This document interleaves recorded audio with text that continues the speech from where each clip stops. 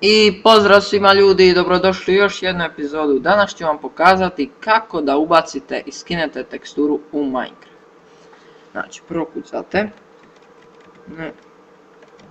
Minecraft teksture. Odaberete ovo prvo. Nakon toga izaberete teksturu koju god vi želite.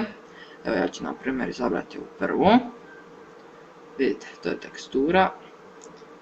Spustite se malo dole i stisnete ovo download.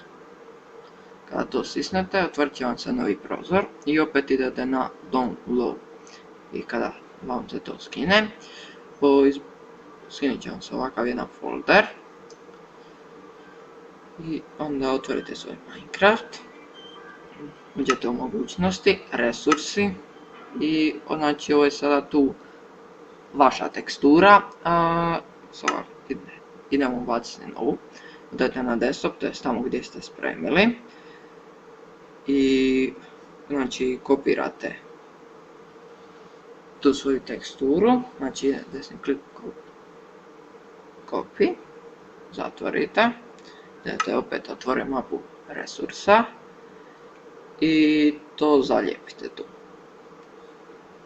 Nakon toga znači iskasite. Stisnete gotovo. Idete u mogućnosti, resursi i evo tu je vaša tekstura.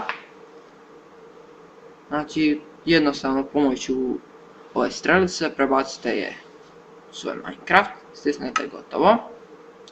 Pričekate negdje 10 sekundi da se tekstura prebaci.